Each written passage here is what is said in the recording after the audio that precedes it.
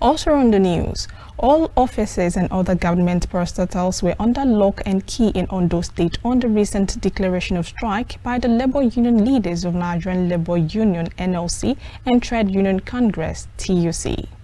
Our crew, who engaged the leadership of the two unions in an exclusive interview in Akure, the Ondo State capital, reported that the strike has been declared indefinite. Temitope Adedeji reports. The chairman of the Ondo State chapter of the Nigerian Labour Congress, NLC, Comrade Victor Oladele Amoko, has said that the workers on strike will not call off until the demands are met. The Labour Union leader said this during an exclusive interview with KAFTAN TV News in Akure, the Ondo State capital, that the workers did not only embark on strike based on the molestation done on the national president of the union, Joe Ajaero, at Imo State, but that the government must pay the new minimum wage promised. 1 month ago, we have warning strike. Warning strike symbolizes that if nothing is done, we are still going to have indefinite strike. And this is the indefinite strike now. It's a coincidence because we have given a warning strike, 2 days warning strike. Don't you agree with that? That a 2-day warning strike has been given. Ajaero was not beaten then. So, if we resume that strike now, is that an aberration? It's not. And beating Ajaero, that makes it so solid because what Ajaero went to Imo to do, and even though it was not a rally, are you with me? Yes. It's on the EU of the workers.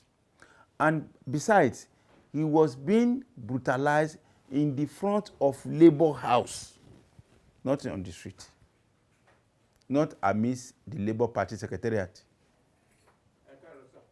It's in the front of Workers' House, Labour House, NSE House in Owerri. Then how do you see to that? So, as at that, are we going to just go home and sleep?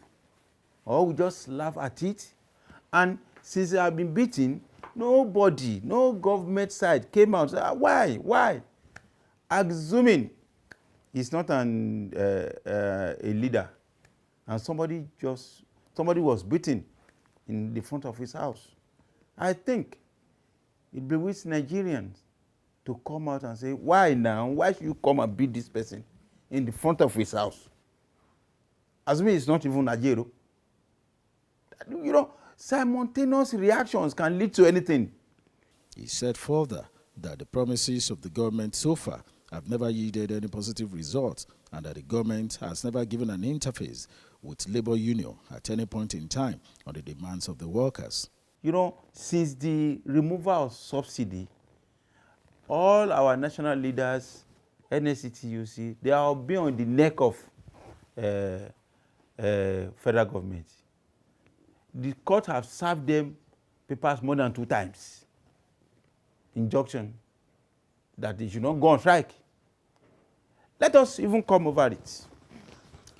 If we are talking about the national leadership of TUC NSC, what about those people who voted for? What are they doing to relieve the entire citizenry? Have they promulgated any law that will relieve since the removal of all subsidy? Should the entire citizenry depend largely on NSC and TUC to survive? Why do we vote them in the first instance? We voted them in. They told us that they are going to be our eye there, that they are going to fight for us there. Have they been fighting for us? They have not been doing that. Or to come back to the NSC is supposed to. What they're supposed to do, that is what NSC, TUC are doing now. Have you ever seen any House of Assembly or House of Rep or senators rising up one day to process a bill or sponsor a bill that will work for the workers of any nation or the workers of the senatorial district or the workers of a state? Have you ever seen that a bill be sponsored, are we not part of them? We are doing the job for them. They are spending the money, and they did not never remember us. If you don't have a very serious-minded governor, then the workers will be suffering. However, his counterpart from the Trade Union Congress, TUC in the state, Comrade Clement Fatuashe, said every state in the country will join in the struggle and that the doors of the union is open for negotiation, but that those on essential duties will be allowed to operate partially.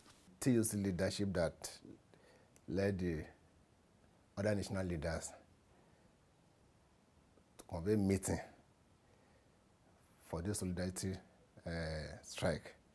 It now call for Imo labor leaders, organized labor in Imo, to go on strike. Is national strike. That is directive to all organs, directive to all athletes, directive to all state councils nationwide. Then the process of embarking on a strike has to be domesticated. If some states have not joined or feel that they are not joining, maybe they are still on that process. And it's not a local strike. The strike we're supposed to commence midnight of 14th. The national leaders of the two labor centers addressed press around 6 p.m.